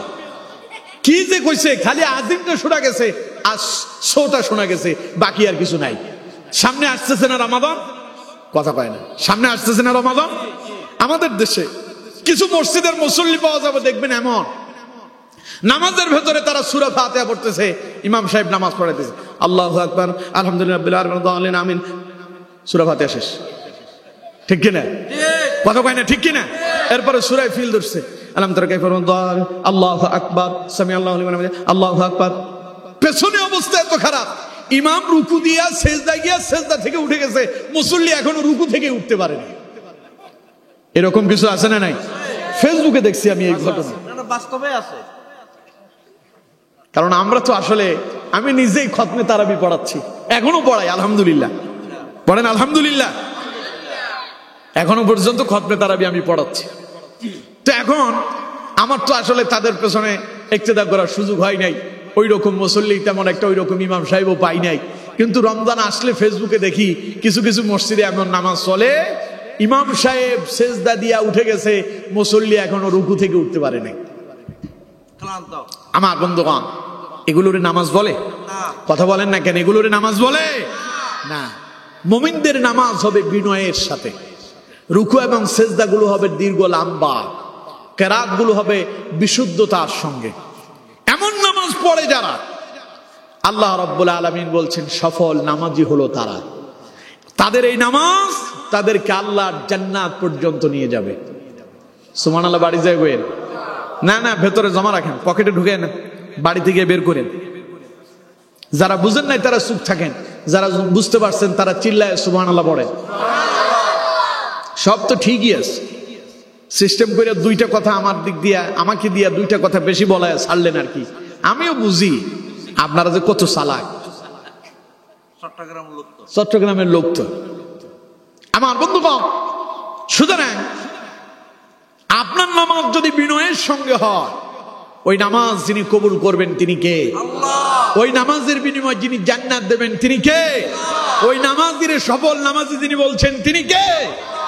সুতরাং এই ছাড়া যদি আপনার নামাজ হয় টুকুর টুকুর সেজদা দেওয়া, মুরগা যেন ধান খাচ্ছে, খাদ্য খাচ্ছে, এরকম যদি আপনার সেজদা হয় তো বুঝবেন আপনার সেজদা কোনো কাজেই আসলো না। এটা বৃথা, ব্যর্থ নামাজ। এই নামাজ আল্লাহর দরবারে মঞ্জুর হবে না। সাহাবায়ে কেরাম নামাজের ব্যাপারে কতটা বিনয়ী ছিলেন। হযরতে আবু তালহা রাদিয়াল্লাহু তাআলা আনহু, নবী করিম সাল্লাল্লাহু আলাইহি সাল্লামের একজন গুরুত্বপূর্ণ সাহাবী, তিনি একদিন তার এক বাগানের ভেতরে নামাজ পড়তেছেন। নামাজ পড়াকালীন সময় বাগানের ভেতরে একটা পাখি বাগানের ভেতরে উড়াউড়ি করতেছে। পাখিটা বাগান থেকে বের হওয়ার পথ হারায় ফেলছে। এই পাখি একবার এই গাছের সঙ্গে গিয়ে বাড়ি খাচ্ছে, আবার ওইটার সঙ্গে গিয়ে বাড়ি খাচ্ছে। হযরত আবু তালহা রাদিয়াল্লাহু তাআলা আনহু তখন কিসে আছেন? সবাই বলতে হবে কিসে আছেন? নামাজ। পাখিটা যখন এইভাবে উড়াউড়ি করতেছে, ওনার নজর চলে গেল পাখির দিকে। হযরত আবু তালহা রাদিয়াল্লাহু তাআলা আনহু পাখির এই দৃশ্য দেখে নামাজ থেকে তার মনোযোগ ছুটে গেল, পাখির দিকে তার মনোযোগ চলে গেল। এমত অবস্থায় তিনি যখন বুঝতে পারলেন আমি তো নামাজে আছি, আমি কেন পাখির এই উড়াউড়ি দেখতেছি, এই কথা যখন তার মনে আসলো, সঙ্গে সঙ্গে আবার নামাজে ফিরে আসলেন। কিন্তু নামাজে ফিরে আসার পরে তার অবস্থা হলো এই, তিনি যে কয় রাকাত পড়ছেন সেই কথা তিনি ভুলে গেলেন। ভুলে গেছেন কয় রাকাত পড়ছেন। হযরত আবু তালহা রাদিয়াল্লাহু তাআলা আনহু নামাজ শেষ করে রাসূলুল্লাহর দরবারে চলে গেলেন। গিয়ে বললেন, ইয়া রাসূলুল্লাহ সাল্লাল্লাহু আলাইহি সাল্লাম, হুজুর আমি আমার ওই বাগানটা আল্লাহর রাস্তায় দান করে দিতে চাই। নবীজি বললেন, সাহাবী কেন, ঘটনা কি, হঠাৎ কেন তুমি তোমার ওই বাগান আল্লাহর রাস্তায় দিতে চাও? সাহাবী বললেন, ইয়া রাসূলুল্লাহ সাল্লাল্লাহু আলাইহি সাল্লাম, আমি যখন নামাজে দাঁড়ালাম আমার ওই বাগানে একটা পাখি এসেছিল, পাখিটা তার পথ হারিয়ে ফেলেছিল, বারংবার এই দিক সেই দিক ওড়াউড়ি করতেছে, আমার ওই দিকে মনোযোগ চলে গেল, আমার ওই পাখির কারণে আমার নামাজের মনোযোগ নষ্ট হয়েছে। ইয়া রাসূলুল্লাহ সাল্লাল্লাহু আলাইহি সাল্লাম, যেই বাগানের কারণে আমার নামাজের ভেতরে মনোযোগ নষ্ট হয়ে যায়, ওই বাগান আমি আর আমার কাছে রাখতে চাই না, ওই বাগান আমি আল্লাহর রাস্তায় দান করে দিলাম।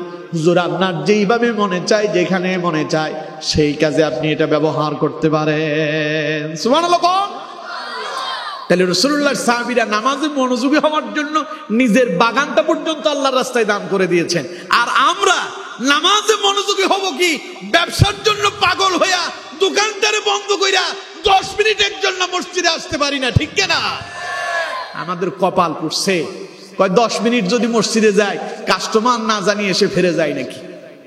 সকালবেলা দেখবেন ফজরের আগে যারা হোটেল রেস্তোরাঁর ব্যবসা করে, তাদের দোকানের কর্মচারী যারা আছে, দোকানের মালিক যারা, তারা ফজরের আগে উঠে। ফজরের আগেই পরোটার খামির তৈরি করা হয়, রুটির খামির তৈরি করা হয়। দুর্ভাগ্যজনক হলেও সত্য, পরোটার খামির তৈরি করার জন্য, তারপরে রুটির খামির তৈরি করার জন্য, দুনিয়ার ব্যবসার জন্য রাত 3টা-4টায় উঠতে পারে, এটাই সত্য কথা। দুনিয়ার জন্য সবই করলো, আরামের ঘুম হারাম করছে, কিন্তু একটু পরে ফজরের আযান হলো আল্লাহর কোরআন, আল্লাহর দ্বীন, আল্লাহর ইসলামকে প্রতিষ্ঠা করার জন্য 10টা মিনিট আল্লাহর রাস্তায় কুরবান করে নামাজ আদায় করতে পারে না, ঠিক কিনা? আপনার এই দুনিয়া একটু পরেই ছেড়ে চলে যেতে হবে। আকস্মিক মালাকুল মউত আসবে, সব পড়ে থাকবে, আপনাকে কবরের বাসিন্দা হওয়া লাগবে। কথা বলেন ঠিক কিনা? কথা বলেন ঠিক কিনা? আর নবী সাহাবীরা নিজের সম্পদ দিয়ে দিয়েছেন, এটার কারণে নামাজে ব্যাঘাত সৃষ্টি হয়। আর আপনি দুনিয়ার সম্পদের জন্য পাগল হয়ে নামাজ ছাড়ছেন।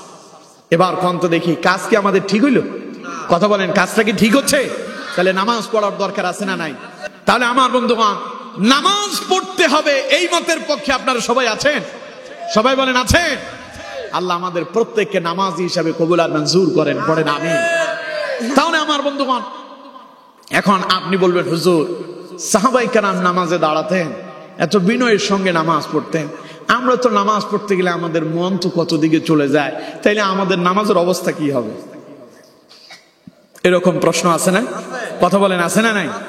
আচ্ছা, আমি আপনাদেরকে প্রশ্ন করি, আজকে যারা ইশারের নামাজ পড়ছেন, মন আপনার অন্যদিকে যায় নাই, এরকম কেউ কি এখানে আছেন? আশা করি নাই। সবারই মন এই দিক সেই দিক যেতেই পারে। এবার কোন তো মন যে আপনার নামাজে ছিল না, এখন নামাজের কি হবে? নামাজ হবে? কথা কয় না, নামাজ হবে না? এর পক্ষে তো খুব জোরে আওয়াজ দিলেন। এবার রাসূলুল্লাহ থেকে একটু দলিল নেন। নবী করিম সাল্লাল্লাহু আলাইহি সাল্লামের কাছে একজন বেদুইন সাহাবী আসলেন, দূরের সাহাবী, গ্রাম্য সাহাবী। রাসূলুল্লাহর কাছে আসলেন একটা মাসআলা জানবেন বলে।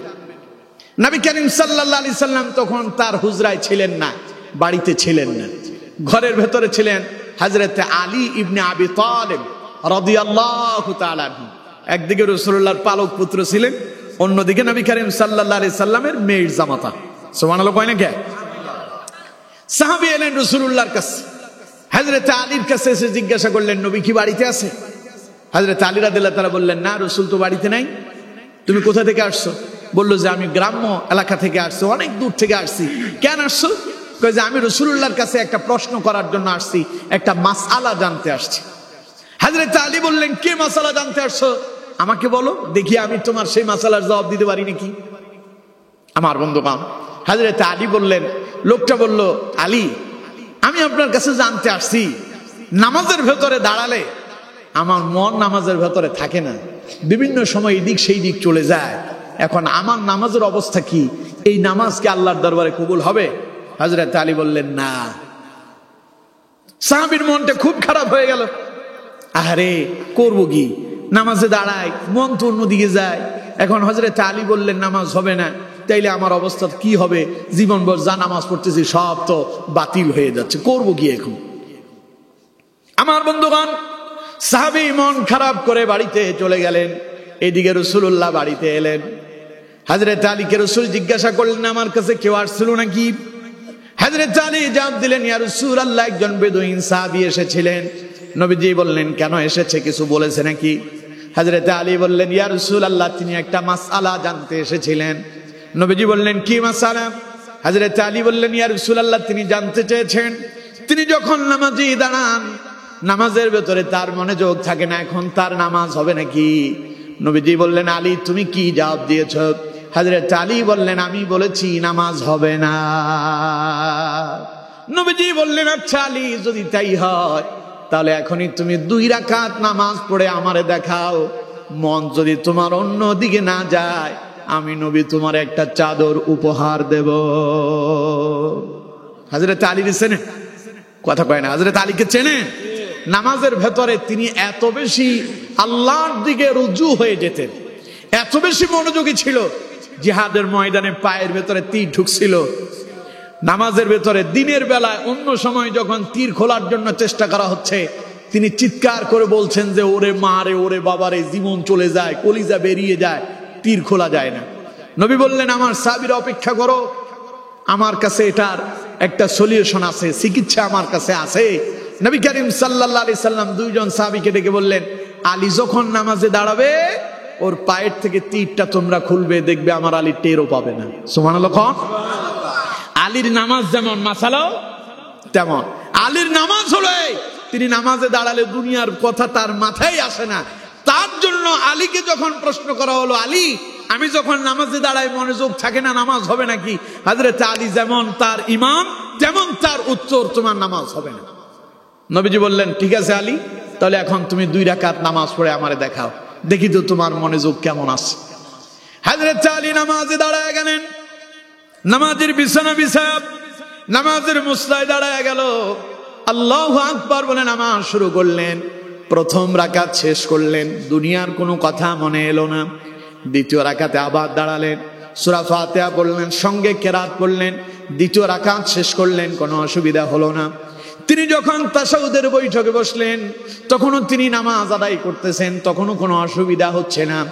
যখন তিনি সালাম ফেরাবেন, সালাম ফেরানোর পূর্ব মুহূর্তে হযরত আলীর মনে পড়ে গেল, নবীজি আমাকে একখান চাদর দিবেন বলেছেন। ওই চাদরটা কি মা আয়েশার ঘরের চাদর না মা হাফসার ঘরের চাদর? নবীজি আমার একখান চাদর দিবেন বলছিলেন, ওইটা কি মা আয়েশার ঘরের চাদর না মা হাফসার ঘরের চাদর? মনে পড়ছিল কখন? সালাম ফেরানোর পূর্ব মুহূর্তে, যখন দোয়ায়ে মাসুরা পড়তেছে, এমন সময় ওনার এই কথা মনে পড়ল। হযরত আলী নামাজে সালাম ফেরাচ্ছেন, আসসালামু আলাইকুম ওয়া রাহমাতুল্লাহ, আসসালামু আলাইকুম ওয়া রাহমাতুল্লাহ। ডানে তিনি সালাম ফেরালেন, বাম দিকে সালাম ফেরালেন। রাসূলুল্লাহর চেহারার দিকে তাকায়া হযরত আলী মুস্কি মুস্কি হাসে, নবীও মুস্কি মুস্কি হাসে। নবী জিজ্ঞাসা করলেন, আলী তুমি হাসো কেন? হযরত আলী বলেন, ইয়া রাসূলুল্লাহ, আপনি যেই কারণে হাসেন আমি আলী একই কারণেই হাসি। পড়েন আল্লাহু আকবার। নবীজি বললেন, আলী রে, তুমি তো একটা ভুল মাসালা শোনায় দিয়েছ। কারণ মানুষ যখন নামাজে দাঁড়াবে তার মন অন্যদিকে যেতেই পারে, মন অন্যদিকে যাওয়াটা স্বাভাবিক। আপনি আছেন আমিরাবাদ, নামাজে দাঁড়ায় গেলেন, আল্লাহু আকবার, মন চলে যেতে পারে কক্সবাজার, মন চলে যেতে পারে ঢাকাতে, চট্টগ্রামে, নিউ মার্কেটে, আপনার মন চলে যেতে পারে আমেরিকায়, আপনার মন চলে যেতে পারে লন্ডন, আপনার মন চলে যেতে পারে সৌদি আরব, যেতেই পারে কানাডায়, যেতেই পারে, যাওয়াটাই স্বাভাবিক। তবে আমার বন্ধুগণ, নবী করিম সাল্লাল্লাহু আলাইহি সাল্লাম বলছেন, মন যখন অন্যদিকে যায় আল্লাহ তখন তার বান্দারে ডেকে বলে, আকবিল, আমার বান্দা ফিরে আয়। পড়েন আল্লাহু আকবার। আপনি দাঁড়াইছেন নামাজে, গোলামি কার চলতেছে? আরো জোরে বলেন কার? এখন নামাজে দাঁড়ায়া আপনার মন চলে গেছে লন্ডন, আমেরিকা, কানাডা, ইউরোপ, আপনার মন চলে গেল সৌদি আরব, কক্সবাজার, নিউ মার্কেট, চট্টগ্রাম, ঢাকায়, আপনার ব্যবসা প্রতিষ্ঠানে, আপনার পরিবারে। এমন অবস্থা যখন আপনার হয়, তখন আল্লাহ আপনার ডাক দিয়ে বলে, আকবিল, আমার বান্দা। কিরে, তুই না নামাজে? তুই লন্ডন গেলি কেন? আমেরিকায় গেলি কেন? কানাডায় গেলি কেন? ইউরোপে গেলি কেন?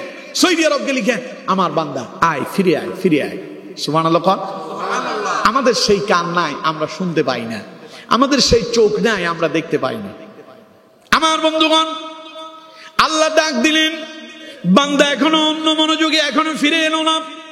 আল্লাহ আবার তার বান্দারে ডাক দেন, আমার বান্দা কবিল, আয় বান্দা, ফিরে আয়। আমার বান্দা, তুই না নামাজ আদায় করতেছিস, তুই না আমার সামনে দাঁড়িয়ে আছিস, তুই না আমার গোলামি করতেছিস, দুনিয়ায় গেলি কেন? বান্দা এখনো ফিরে এলো না। আল্লাহ আবার ডাক দেন আর বলেন, আকবিল, আমার বান্দা ফিরে আয়, ফিরে আয়। বান্দা এখনো ফিরে এলো না। এবার আল্লাহ পাক বলেন, ফাওয়াইলুল লিল মুসাল্লিন, দুর্ভাগ্য এই জাতীয় মুসল্লিদের যারা তাদের নামাজের ভিতরে হয় উদাসী। বলেন নাউযুবিল্লাহ।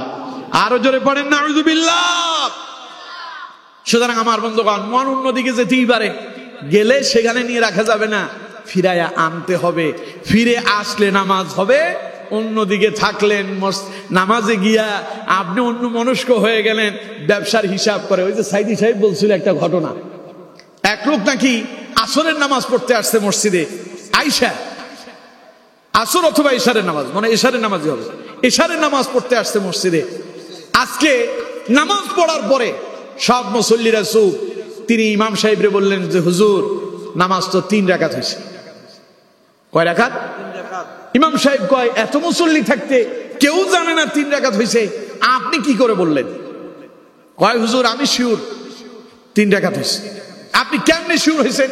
আমি 100% শিওর 3 ডাকাতি হয়েছে। কেমনে বলে? কয় যে আমার 4টা দোকান আছে। কয়টা দোকান? 4টা দোকান। আমি যখন নামাজে যখন দাঁড়াই, ইশারের নামাজ, দোকান বন্ধ করে আসি, 4 দোকানের হিসাব 4 রাকাতে করি। কিন্তু দুর্ভাগ্যবশত আজ 3 দোকানের হিসাব করতে পারছি, 1 দোকানের হিসাব বাকি আছে। তার মানে নামাজ 100% 3 রাকাত হয়েছে। এইরকম কিছু মুসল্লি আমাদের দেশে আছে না নাই? জুমার দিন জুমা পড়তে যায়, অপেক্ষায় থাকে অমুকের বাড়িতে বিবাহের দাওয়াত খেতে হবে, সবার আগে গিয়া দৌড় দিয়া টেবিল ধরতে না পারলে জুমার পরে টেবিল পাওয়া যাবে না। এরকম আছে না? কথা বলেন, আছে না নাই? না না, এরকম করা যাবে না। এরপরে অবস্থা এমন হয়েছে, নামাজ যে কয় রাকাত হয়েছে তার খবরই নাই। সুতরাং আমার বন্ধুগণ, এমন নামাজি হওয়া যাবে না। নামাজের ভেতরে খুশু এবং খুজু থাকতে হবে। মন অন্যদিকে গেলে আবার ফিরায়া আনতে হবে। যদি আনতে পারেন নামাজ আদায় হবে, আর যদি আনতে না পারেন, কয় রাকাত পড়ছেন আপনি জানেন না, তাহলে নামাজ বাতিল হয়ে যাবে। বুঝতে পেরেছেন? সবাই কথা বলেন, বুঝতে পেরেছেন? তাহলে আমার বন্ধুগণ, সফল নামাজি হলো তারা যারা খুশু এবং খুজু বিনয়ের সঙ্গে নামাজ আদায় করে যারা। এবার বলেন, আমরা বিনয়ের সঙ্গে নামাজ আদায় করতে পারবো? সবাই বলেন পারবো। আল্লাহ আমাদেরকে তৌফিক দেন, বলেন আমিন। তাইলে নামাজি বললাম যে যারা নামাজ আদায় করি, এইরকম নামাজি আছে কয় প্রকারের? 1 প্রকারের বললাম, আরো আছে 2 প্রকার।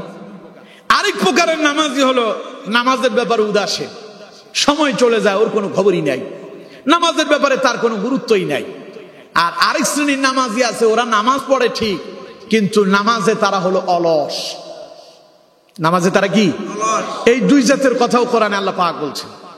আল্লাহ রাব্বুল আলামিন বলছেন, ফাওয়াইলুল লিল মুসাল্লিন আল্লাযীনা হুম আন সালাতিহিম সাহুন। দুর্ভাগ্য সমস্ত নামাজীদের যারা নামাজের ব্যাপারে উদাসীন, অর্থাৎ সপ্তাহে পুরো সপ্তাহ চলে যায়, খালি জুমার নামাজ আদায় করে, 1 ওয়াক্ত বাদ দিয়া 3 ওয়াক্ত পড়ে, 3 ওয়াক্ত বাদ দিয়া 2 ওয়াক্ত পড়ে। এইরকম আছে না নাই? অর্থাৎ মনে চাইলে পড়ে, মনে না চাইলে পড়ে না। আল্লাহ কয়, এরা যে নামাজ আদায় করে ওদের ওই নামাজ আল্লাহর দরবারে মঞ্জুর হয় না। ফাওয়াইলুল লিল মুসাল্লিন, দুর্ভাগ্য, আল্লাযীনা হুম আন সালাতিহিম সাহুন, ওই সমস্ত মুসল্লিদের দুর্ভাগ্য যারা নামাজের ব্যাপারে উদাসীন হয়ে যায়। কারণ আল্লাযীনা হুম ইউরাউন, তারা মূলত নামাজ পড়ায় লোক দেখানোর জন্য। তারা নামাজ পড়ে কিসের জন্য? যেমন জুমার দিনের কথা বলি, নামাজ না পড়লে লোকে তারে কি বলবে, এই জন্য সেই জুমা পড়ে। আছে না নাই? কথা বলেন, আছে না নাই? বাড়ির ভেতরে কেউ একজন মারা গেছে, এখন সবাই মসজিদে যায়, উনি যদি মসজিদে না যায় লোকজন তারে কি বলবে, এই জন্য সেই মসজিদে যায়। এরা হলো ওই সমস্ত মুসল্লি যারা নামাজের ব্যাপারে উদাসীন, আর অপেক্ষা করে কিভাবে 1 ওয়াক্তের নামাজ পড়ে 3 ওয়াক্ত মাইট দেওয়া যায়। কথা বলেন ঠিক কিনা? আর আরেক শ্রেণীর নামাজি আছে 3 নাম্বার, ওরা নামাজ পড়ে ঠিক, নামাজে দাঁড়ায় ঠিক, তবে অলসতার সঙ্গে নামাজ আদায় করে। তাদের ব্যাপারে কোরআনুল কারীমে আল্লাহ পাক বলছেন, ওয়াইদা কামু ইলাস সালাতি কামু কুসালা। আল্লাহ রাব্বুল আলামিন বলছেন, আরেক শ্রেণীর নামাজি হলো তারা, ওরা যখন নামাজে দাঁড়ায়, নামাজের ভিতরে তারা অলসতার সঙ্গে নামাজে দাঁড়ায়, দুদুল্যমান অবস্থায় থাকে, অর্থাৎ নামাজ পড়ে ঠিক মনোযোগ থাকে না। এই জাতের মুসল্লি হলো তারা মুনাফিক। যারা এই জাতের মুসল্লিদের পরিচয় কি? ওরা মুনাফিক। ওদের ব্যাপারে আল্লাহ রাব্বুল আলামিন বলছেন, ইউরাউনান নাস, ওরাও মানুষ দেখানোর জন্য নামাজ পড়ে। এরপরে আল্লাহ রাব্বুল আলামিন বলছেন, ওয়ালা ইয়াযকুরুনাল্লাহ, আর ওরা আল্লাহকে খুব কম স্মরণ করে। এই জাতের মুসল্লি যারা আছেন, ওদের নামাজ আল্লাহর দরবারে কবুল হবে? কথা কয় না? কবুল হবে, কোন কাজে আসবে। সুতরাং নামাজ যদি আদায় করতে পারেন, সফলতা যিনি দান করবেন তিনি কে? আল্লাহ। চিল্লায় বলেন, তিনি কে? ওই জাতি ততদিন পর্যন্ত সফল হতে পারবে না যেই জাতির ভেতরে নামাজ কায়েম হবে না। নামাজ যদি কোন রাষ্ট্রে কায়েম হয়, ওই রাষ্ট্রে যিনি শান্তি দেবেন, ওই রাষ্ট্রে যিনি সফলতা দেবেন তিনি কে? আরো জোরে বলতে হবে, তিনি কে? কথা আমার না আল্লাহর? আরো জোরে বলেন, আমার না আল্লাহর? দেখুন কোরআন থেকে শুনুন, আল্লাহ রাব্বুল আলামিন বলছেন, আল্লাহ রাব্বুল আলামিন বলছেন, ইয়া আইয়ুহাল্লাযীনা আমানু রুকউ ওয়াসজুদু ওয়া'বুদু রাব্বাকুম ওয়াফআলুল খায়রা লাআল্লাকুম তুফলিহুন। চিল্লায় পড়েন আল্লাহু আকবার। আমার বন্ধুগণ, আল্লাহ পাক বলছেন, ইয়া আইয়ুহাল্লাযীনা আমানু রুকউ, হে ঈমানদারেরা তোমরা রুকুকারীদের সঙ্গে রুকু করো, তোমরা রুকু আদায় করো, ওয়াসজুদু সিজদা করো। এরপরে আল্লাহ পাক বলছেন ওয়া'বুদু রাব্বাকুম, অর্থাৎ তোমরা রুকু এবং সিজদার মাধ্যমে আল্লাহর ইবাদত করো। রুকু এবং সিজদার মাধ্যমে যেটা করা হয় ওটার নাম নামাজ। কথা কয় না, ওটার নাম কি? আল্লাহ বলছেন ওয়া'বুদু রাব্বাকুম। সুতরাং রুকু সিজদার মাধ্যমে আল্লাহর গোলামি করো, আল্লাহর ইবাদত করো, নামাজ আদায় করো। যদি করো ওয়াফআলুল খায়রা লাআল্লাকুম তুফলিহুন, তাহলে জেনে রাখো তোমাদের জীবন হবে কল্যাণময় আর তোমরাই হবে সফল। সুবহানাল্লাহ। তাইলে যাদের ব্যবসায় বরকত নাই, উন্নতি নাই, কামাই রুজিতে বরকত নাই, ঘরের ভেতরে বলা মুসিবত লেগে আছে, অশান্তি লেগে আছে, ব্যবসা বাণিজ্যতে আপনার বরকত হচ্ছে না, ঘরেতে শান্তি নাই, বউতে শান্তি নাই, সমাজে শান্তি নাই, রাষ্ট্রে শান্তি নাই, খাওয়াতে শান্তি নাই, সব জায়গায় অশান্তি চলছে, ওই সমাজে, ওই রাষ্ট্রে, ওই গ্রামে, ওই ঘরে যদি নামাজ কায়েম করতে পারেন, যিনি আপনার অশান্তি দূর করে শান্তি প্রতিষ্ঠা করে দিবেন, তিনি কে? তাহলে নামাজের দরকার আছে না নাই? চিল্লায় বলতে হবে, আছে না নাই? আমার বন্ধুগণ, তাইলে নামাজ পড়লে সফলতা যিনি দেবেন তিনি কে? আপনার পাসপোর্টটা জমা দিয়েছেন, অনেক দিন হয়েছে, ভিসা লাগে না, নামাজ পড়েন, আল্লাহর কাছে সাহায্য চান, ভিসা, পাসপোর্টে ভিসা লাগায় দেওয়ার মালিক কে? ব্যবসা করতেছেন, উন্নতি হয় না, নামাজ পড়েন, আল্লাহর কাছে দোয়া করেন, ব্যবসায় উন্নতি দেওয়ার মালিক কে? পারবেন? সবাই কথা বলেন, পারবেন? আমার বন্ধুগণ, এই তো বললাম দুনিয়ার সফলতার কথা। নামাজ যদি আদায় করেন, আল্লাহ পাক আমার আর আপনার ব্যাপারে ঘোষণা দিচ্ছেন, আমার কোন বান্দা যদি নামাজ যদি আদায় করতে পারে, আমি তারে কি পুরস্কার দেব?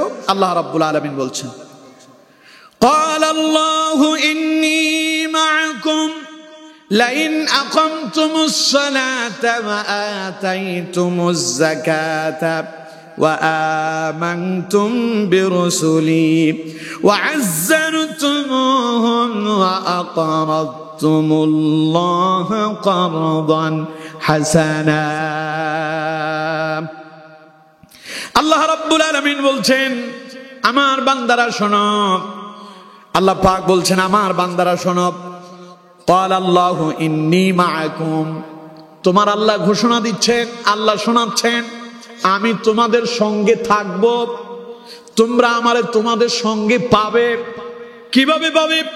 লাইন আকামতুমুস সালাতা, তোমরা যদি নামাজ আদায় করো, তোমরা যদি নামাজ কায়েম করো, আমি আল্লাহ তোমাদের সঙ্গে আছি।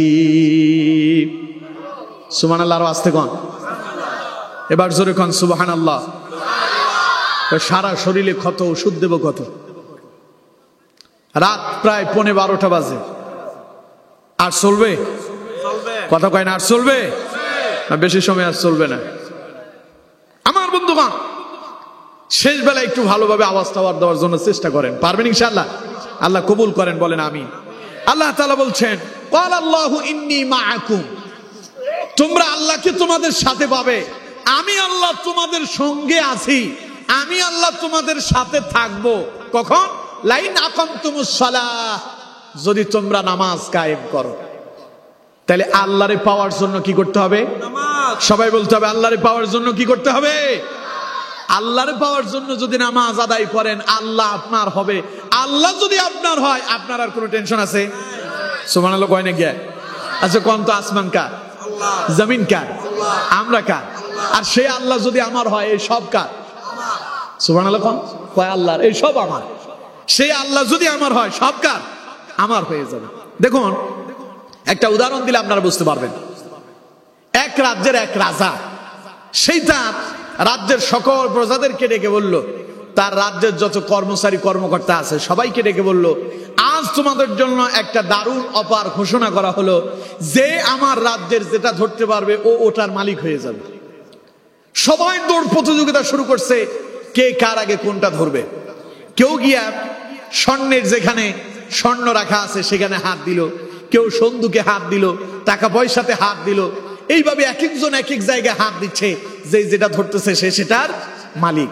একজন দৌড়ে এসে রাজার মাথার উপরে হাত দিয়ে ধরে রাখছে। কি ধরছে গন্ধ? রাজার মাথা। এক বালক এসে রাজার মাথা ধরছে। রাজা কয়, এই পাগল, তুই আমার মাথা ধরে বসে আছিস কেন? সবাই যার যা ধরতেছে সব মালিক হয়ে যাচ্ছে, সময় আছে, তাড়াতাড়ি একটা ধরে নিজে মালিক হয়ে যা। ও কয়, রাজা সাহেব, রাজা মহোদয়, যত বোকা আমারে ভাবতেছেন আমি কিন্তু অত বোকা না। রাজা কয়, তাইলে তুই চালাক হইলি কেমনে? কয় যে, তাইলে চালাক হলাম কেমনে তা কি এখন বুঝাতে হবে? কয়, বুঝায়া দেয়। ছেলে কয়, আচ্ছা রাজা মহোদয়, আপনার যে সন্দুকে টাকা পয়সা আছে ওগুলো কার? ওগুলোর মালিক কে? রাজা কয়, আমি। ওই স্বর্ণ গয়নার মালিক কে? কয়, আমি। আপনার এখানে রাজ দরবারে যা আছে সবগুলোর মালিক কে? রাজা কয়, আমি। কয়, আপনি না বলছেন যে যেটা ধরবে সে সেটার মালিক? কয়, হ্যাঁ। তাইলে আমি আপনার মাথা ধরছি, এখন আমি আপনার মালিক। তার মানে গোটা যা আছে রাজ্যে এই সবগুলোর মালিক আপনি, এখন আপনার মালিক আমি, তাইলে সবই আমার। আল্লাহ কয়, আমার বান্দা আমারে তোমাদের সঙ্গে পাবে। ক্বাল আল্লাহু ইন্নী মাআকুম, আমি তোমাদের সাথে আছি, আমি তোমাদের সঙ্গে আছি। লাইন আকামতুমুস সালাহ, যদি নামাজ আদায় করতে পারো। সুবহানাল্লাহ। তাহলে আল্লাহ যদি আপনার হয়, আল্লাহর কাছে জান্নাত আছে না? কথা কয় না, জান্নাত আছে না? যে আল্লাহই আপনার, জান্নাতও আপনার।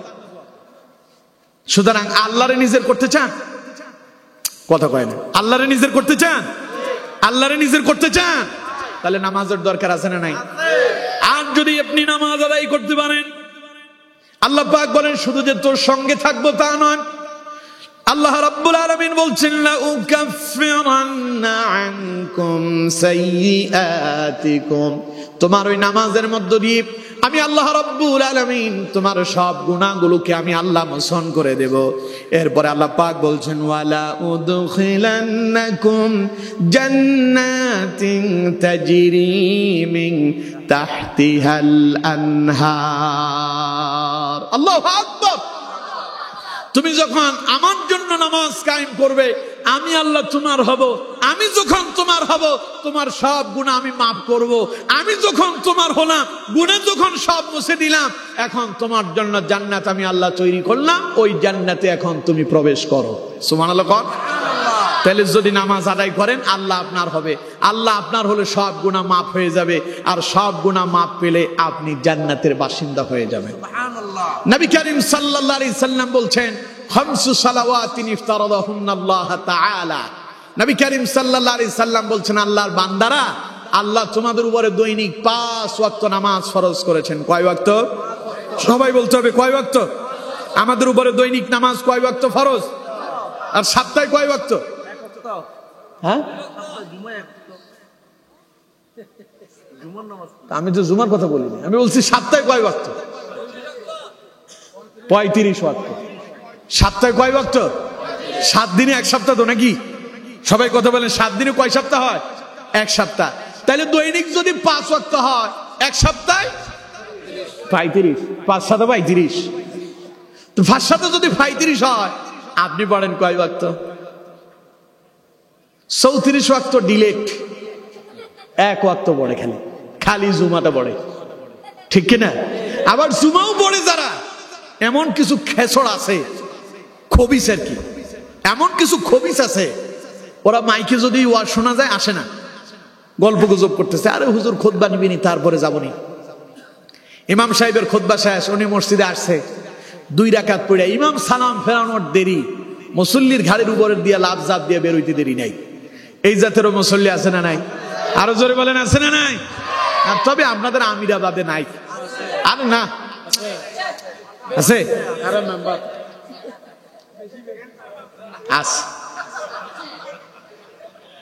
এখন যারা আছে, জি আমার বন্ধুগণ, এখন যারা আছেন, যারা এখন আছেন, তারা কি শুধু ওই 2 রাকাত পড়া মুসল্লির ঘাড়ের উপরে লাফ ঝাপ দিয়ে বের হয়ে যাবেন? কথা কয় না, বের হয়ে যাবেন? আচ্ছা, জোহরের নামাজ কয় রাকাত? ফরজ কয় রাকাত? জুমার নামাজ বাকি 2 রাকাত গেল কই? এখন যারা খুতবা শোনেন না, অপেক্ষা করেন সময় আসুক, তাহলে তো আপনার নামাজই পরিপূর্ণ আদায় হলো না। মানে এক সপ্তাহ যেটা পড়ছেন সেটাও মাইক, সেটাও বাতিল, সেটাও গ্রহণযোগ্য হলো না, গ্যারান্টেড হলো না। তাহলে এবার কোন তো জুমা যদি পড়েন, খুতবা শোনা লাগবে কি লাগবে না? খুতবার সময় কথা বলা যাবে? লা সলাতা ওয়ালা কালামা, না নামাজ পড়া যাবে না কথা বলা যাবে। চুপ করে খুতবা শুনতে হবে, শোনা ওয়াজিব। কারণ ওই খুতবা নামাজ, ওই খুতবা কি? তার মানে আপনি খুতবা শুনতেছেন, 2 রাকাত নামাজ আদায় হচ্ছে, নামাজের ভিতরে কথা বললে নামাজ হয়? খুতবা চলাকালীন কথা বললে খুতবা হবে না, তার মানে আপনার নামাজই হচ্ছে না। সুতরাং এই জন্য খুতবা চলাকালীন কথা বলা যাবে, কথা বলেন, কথা বলা যাবে। আল্লাহ তাআলা আমাদেরকে আমল করার তৌফিক দান করেন, পড়েন আমিন। তাহলে দৈনিক কয় ওয়াক্ত ফরজ? সপ্তাহে 34 ডিলিট করে 1 ধরবেন, 34 ডিলিট করে 1 ধরবেন না, 34 সহ একের সঙ্গে প্লাস করে সপ্তাহে 35 ওয়াক্ত পড়বেন। পারবেন? কথা বলে না, পারবেন? পারবেন না কারা কারা, তারা হাত তোলেন। আবার মিস্টেক হয়ে গেল। চাচা কিন্তু পারে, চাচা ঠিক মতোই পড়ে, কিন্তু জোশের ঠেলায়, কিছু করার নাই, জোশের ঠেলায়, ঠিক কিনা? জোশও থাকতে হবে, হুশও থাকতে হবে, জোশের ঠেলায় হুশ হারানো যাবে না। আমরা সপ্তাহে কয় ওয়াক্ত পড়বো? সবাই বলেন কয় ওয়াক্ত? দৈনিক কয় ওয়াক্ত? নবী করিম সাল্লাল্লাহু আলাইহি সাল্লাম বলছেন, মান আহসানা wudu'ahunna, যে ব্যক্তি 5 ওয়াক্ত নামাজ আদায় করার জন্য উত্তম রূপে ওযু করবে, ওয়া সাল্লাহুন্না লিওয়াক্তিহিন্না, সময় মতো নামাজের বিছানায় দাঁড়িয়ে যাবে। এই কথা বন্ধ, আমার দিকে খেয়াল। নবী করিম সাল্লাল্লাহু আলাইহি সাল্লাম বলছেন, খামসু সালাওয়াতিন ইফতারাদাহুন্না আল্লাহ তাআলা, দৈনিক আল্লাহ বান্দার উপরে 5 ওয়াক্ত নামাজ ফরজ করেছেন। মান আহসানা wudu'ahunna, যে ব্যক্তি উত্তম রূপে ওযু করলো, লিওয়াক্তিহিন্না, আর সময় মতো নামাজের বিছানায় দাঁড়ায় গেল, ওয়া সাল্লাহুন্না লিওয়াক্তিহিন্না, সময় মতো নামাজ আদায় করলো, ওয়া তাম্মা রুকুআহুন্না ওয়া খুশুআহুন্না, বিনয়ের সঙ্গে রুকু এবং সিজদাগুলো আদায় করলো। নবী করিম সাল্লাল্লাহু আলাইহি সাল্লাম বলছেন, কানা লাহু আলাল্লাহি আহদুন লা ইয়াগফিরা লা, আল্লাহ তার ব্যাপারে ওয়াদা করেছেন, আল্লাহ তার ওই বান্দার সব গুনাহগুলো মাফ করে দেবেন। বুঝেন? এই জন্য সুবহানাল্লাহ বলেন।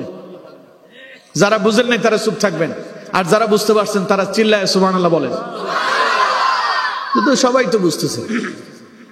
দৈনিক 5 ওয়াক্ত নামাজ উত্তম রূপে ওযু করে যদি আদায় করেন, বিনয়ের সঙ্গে রুকু এবং সিজদাগুলো সঠিকভাবে আদায় করেন, নবী করিম সাল্লাল্লাহু আলাইহি সাল্লাম বলছেন, আল্লাহর ওয়াদা, আল্লাহ তারে ক্ষমা করে দেবেন। সুবহানাল্লাহ। আর যারা এই দৈনিক 5 ওয়াক্ত নামাজ ছেড়ে দেবেন, তাদের পরিণতি কি হবে? তাও কোরআনে আছে না নাই? জোরে বলেন, আছে না নাই? আল্লাহ রাব্বুল আলামিন বলছেন, মা সালাকাকুম ফি সাকার, ওদেরকে সাকার নামক জাহান্নামের ভেতরে নিক্ষেপ করা হবে। ওরা যখন সাকারে যাবে, তখন সাকারের ফেরেশতারা তাদেরকে জিজ্ঞাসা করবে, তোমরা সাকারে এসেছো কেন? তখন তারা বলবে, ক্বালু লাম নাকু মিনাল মুসাল্লিন, ওরা বলবে, আমরা তো মসজিদে নামাজের মুসল্লি হতে পারি নাই। এবার নামাজের মুসল্লি না হওয়ার কারণে আমাদেরকে সাকর নামক জাহান্নামে আসতে হয়েছে। এবার আপনাদেরকে প্রশ্ন করি, আপনারা সাকর নামক জাহান্নামে কারা কারা যেতে চান? দেখি হাতগুলো উঠায়া দেখান।